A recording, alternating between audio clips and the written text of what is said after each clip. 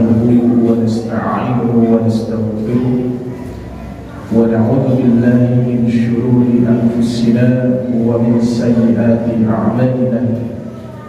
من يهده الله فلا مضل له ومن يضلل فلا هادي له. أشهد أن لا إله إلا الله وحده لا شريك له وأشهد أن محمدا عبده ورسوله الذي لا نبي بعده أما بعد. يا أيها الذين آمنوا اتقوا الله حق تقاته ولا تموتن إلا وأنتم مسلمون.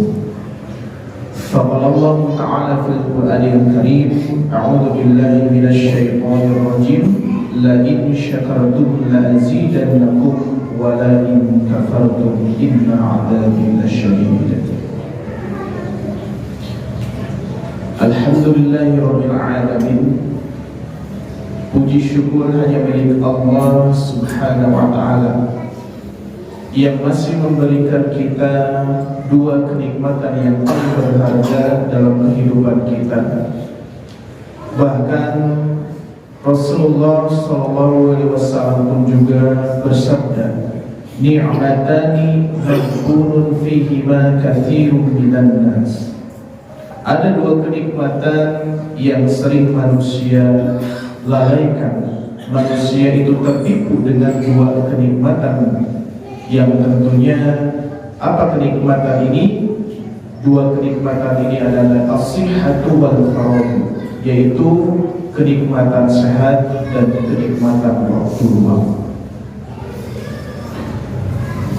Patut kita bersyukur kepada Allah Subhanahu wa Ta'ala yang masih memberikan kita dua kenikmatan yang tentunya kita pergunakan pada kesempatan hari ini untuk senantiasa beribadah kepada Allah Subhanahu wa Ta'ala, untuk menunaikan salah satu kewajiban kita, yaitu melaksanakan sholat Jumat secara berjamaah. Maka dari itu, sebagaimana Rasulullah bersabda, pentingnya kesehatan yang Allah berikan dan waktu luang yang Allah berikan tentunya harus kita pergunakan untuk senantiasa kita pergunakan untuk beribadah kepada Allah Subhanahu wa Ta'ala. Ikhwatu iman rahimakumullah, sidang Jumat yang dirahmati oleh Allah Subhanahu wa Ta'ala.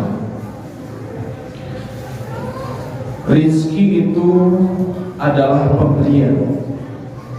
Rizki itu adalah karunia yang Allah berikan kepada kita semua. Bahkan rezeki yang Allah berikan kepada kita itu tidak berhenti. Bahkan ketika kita tertidur sampai kita terbangun kembali, Allah senantiasa memberikan kenikmatan, memberikan rezeki kepada kita semua. Bahkan tidur itu pun sendiri adalah rezeki dari Allah Subhanahu wa Ta'ala. Wa in ta'udu nikmatallah, dan jika kalian menghitung nikmat Allah, kata Allah, la tuhsuha, maka kita tidak akan pernah sanggup untuk menghitung nikmat Allah Subhanahu wa Ta'ala. Maka dari itu kita harus berbanyak bersyukur kepada Allah atas segala nikmat rizki yang Allah berikan kepada kita saat ini ataupun saat yang akan datang. Ikhwatu iman rahimakumullah, yang sama-sama berharap ridho dan maghfirah Allah, sebagaimana Allah Subhanahu wa Ta'ala berfirman, la in syakartum la azidannakum wa la in kafartum inna 'adzabi lasyadid. Seolah-olah Allah mengatakan seperti ini, jika kamu bersyukur kepadaku, maka akan aku tambah syukur itu. Jika kamu ingkar kepadaku, awas, azabku sangatlah pedih. Seolah-olah Allah mengatakan seperti itu kepada kita. Ikhwatu iman rahimakumullah, Sebagaimana firman Allah yang sudah saya sampaikan, ayat ini membicarakan bahwasanya nikmat bisa menjadi bencana kalau kita tidak pandai mensyukurinya. Sebagaimana seorang yang kaya raya bisa masuk surga dengan kekayaannya, orang yang kaya raya pun juga bisa masuk neraka dengan kekayaannya juga. Seorang pejabat bisa masuk surga dengan jabatannya, bahkan seorang pejabat pun juga bisa masuk neraka dengan jabatannya. Bahkan seorang ahli ilmu bisa masuk surga dengan keilmuannya. Ahli ilmu pun juga bisa masuk neraka dengan keilmuannya. Maka dari itu ayat ini membicarakan bahwa nikmat bisa menjadi bencana kalau kita tidak pandai mensyukurinya. Jadi gambaran ini adalah antara syukur dan tidak syukurnya seorang manusia yang Allah berikan nikmat, yang Allah berikan rezeki kepadanya. Ikhwatu iman rahimakumullah yang sama-sama berharap ridho dan maghfirah Allah. Lalu bagaimana cara untuk mensyukuri apa yang Allah inginkan? Secara garis besar, syukur ini dibagi menjadi dua bagian. Yang pertama ada syukur qauli, dan yang kedua ada syukur fi'li. Apa itu syukur qauli? Syukur qauli adalah syukur dalam bentuk ucapan. Ketika kita mendapatkan suatu nikmat, rizki dari Allah Subhanahu wa ta'ala, apapun bentuknya, tentunya lisan kita senantiasa selalu mengatakan terima kasih ya Allah, alhamdulillah ya Allah. Selalu menyanjung nama-nama Allah dan berterima kasih kepada Allah. Itulah syukur qauli.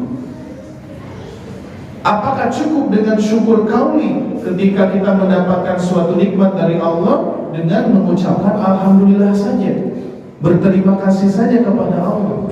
Tentunya tidak cukup dengan syukur qauli. Kita harus melengkapinya dengan syukur fi'li. Apa itu syukur fi'li? Adalah syukur dalam bentuk perbuatan, yang mana kita mempergunakan suatu rizki, suatu nikmat dari Allah Subhanahu wa ta'ala sesuai apa yang Allah inginkan. Jangan sampai ketika seseorang dalam lisannya selalu mengucapkan alhamdulillahirabbil alamin, berterima kasih kepada Allah Subhanahu wa ta'ala, menyanjung nama-nama Allah Subhanahu wa ta'ala, tapi perbuatannya masih bermaksiat kepada Allah Subhanahu wa ta'ala, itulah bukan syukur yang sesungguhnya.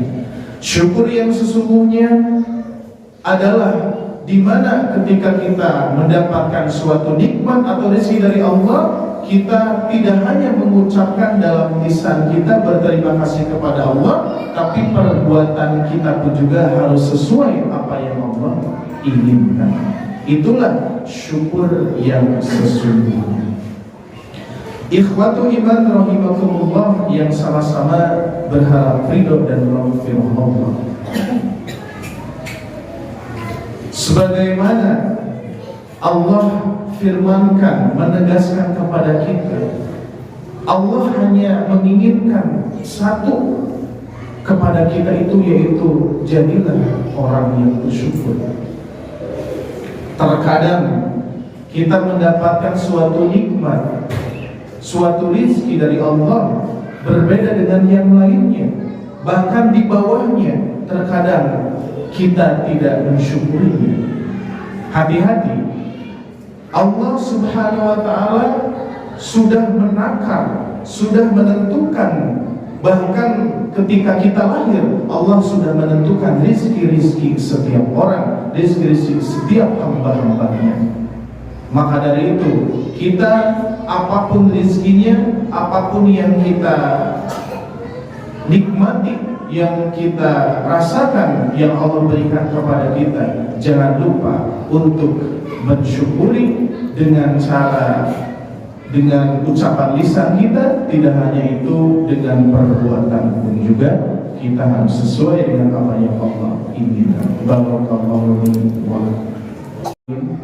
Asyhadu an la ilaha illallah wahdahu la syarika lah wa asyhadu anna Muhammadan abduhu wa rasuluhu alladzi la nabiyya ba'da amma ba'd. Rabbi shrah li sadri wa yassir li amri wahlul 'uqdatam min lisani yafqahu qawli. Ikhwatu iman rahimakumullah, sidang Jumat yang dirahmati Allah Subhanahu wa taala.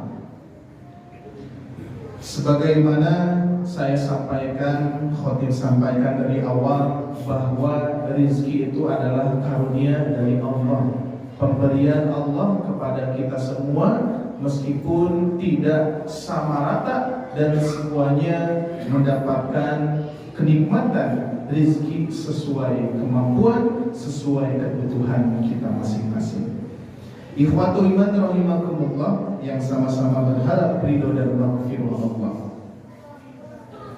Berkaitan dengan rezeki, secara umum rezeki itu adalah dengan bentuk atau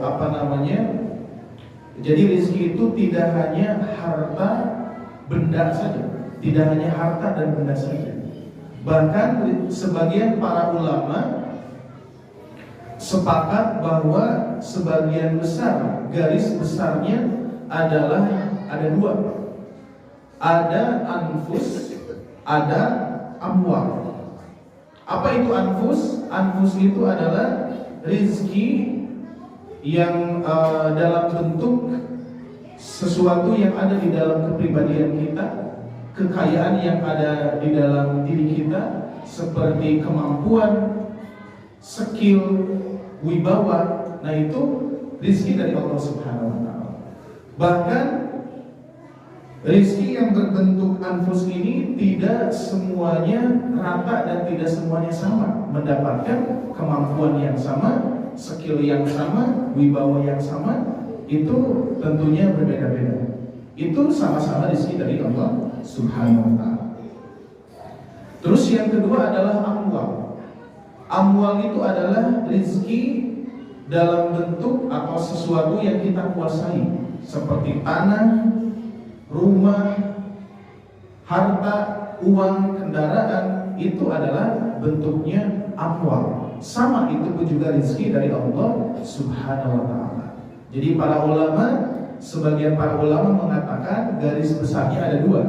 Jadi rezeki itu ada bentuknya yang ada di dalam kekayaan diri pribadi, yaitu kemampuan, skill, wibawa. Terus yang kedua adalah sesuatu yang kita kuasai, rezeki yang kita kuasai, yaitu tanah, rumah, kendaraan, dan lain sebagainya. Nah, kedua-duanya sama-sama rezeki. Dan ditekankan oleh sebagian para ulama, hati-hati, jangan sampai rezeki yang Allah berikan kepada kita, kedua rezeki yang Allah berikan kepada kita, jangan sampai dijadikan target atau jangan sampai dijadikan tujuan utama. Karena tujuan utama kita bukan untuk mengumpul-ngumpul harta, mempunyai kendaraan, tanah, rumah, kepintaran, kecerdasan, wibawa, skill. Itu hanyalah alat untuk mencapai tujuan. Janganlah alat tersebut dijadikan tujuan. Jadi kita mendapatkan suatu rezeki dari Allah, bentuknya apapun, yang mana yang saya sampaikan, mau itu skill, kemampuan, kepintaran, kendaraan, rumah, tanah, itu dua-duanya sama-sama rezeki. Dan itu sebagai alat. Maka dari itu alat itu jangan sampai kita jadikan tujuan. Jadikanlah alat itu sebagai alat untuk mencapai tujuan.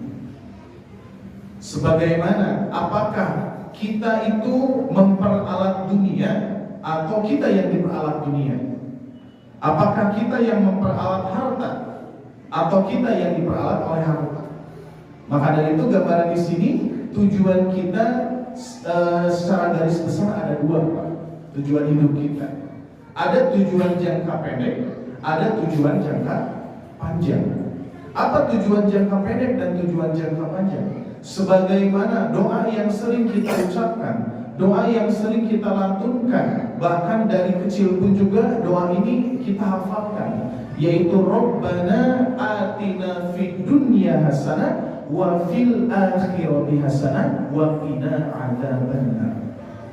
Tujuan kita hanya ada dua. Yang pertama adalah kebahagiaan dunia.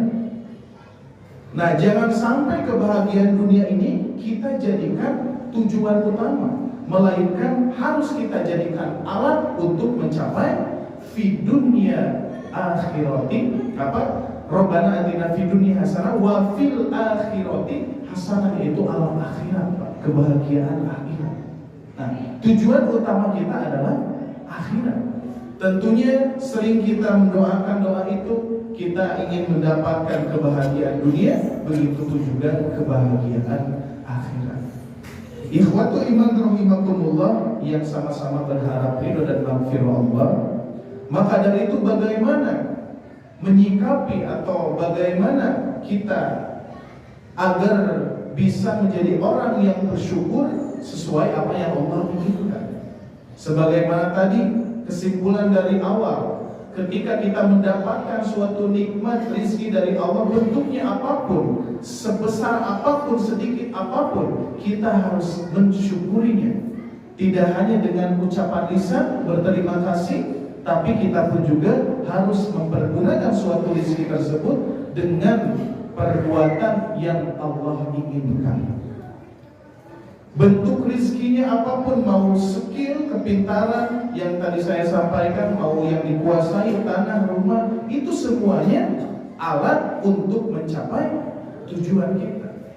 Misalkan Allah Subhanahu wa ta'ala memberikan kepada kita, memberikan kepada bapak-bapak sekalian berupa rizki harta. Allah lebihkan harta tersebut. Itu tentunya harta itu tidak sepenuhnya milik kita, melainkan Allah titipkan kepada kita untuk membantu saudara-saudara kita yang memerlukannya, untuk kepentingan agama, untuk membantu menyantuni anak yatim dan lain sebagainya. Itulah rezeki yang Allah berikan kepada kita, tidak sepenuhnya milik kita semua. Tidak sepenuhnya kita mempergunakan harta atau bentuk apapun rezekinya, melainkan ada sebagian yang menjadi hak orang lain atau saudara-saudara kita yang memerlukannya. Maka dari itu, sebagaimana bentuk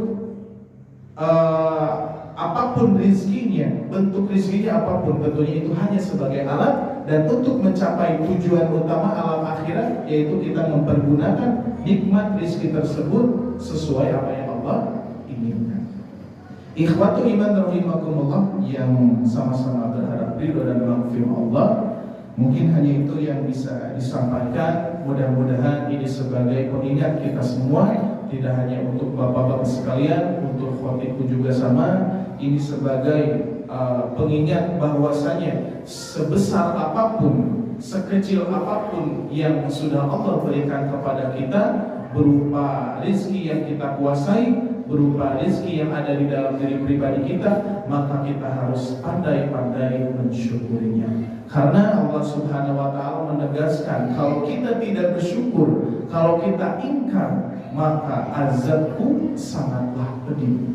Mudah-mudahan kita terhindar atau terlindungi dari api neraka. Mudah-mudahan kita termasuk orang-orang yang pandai bersyukur sesuai apa yang Allah inginkan, dan juga mudah-mudahan kita ditempatkan di tempat yang mulia di surganya Allah Subhanahu wa ta'ala. Amin ya rabbal alamin.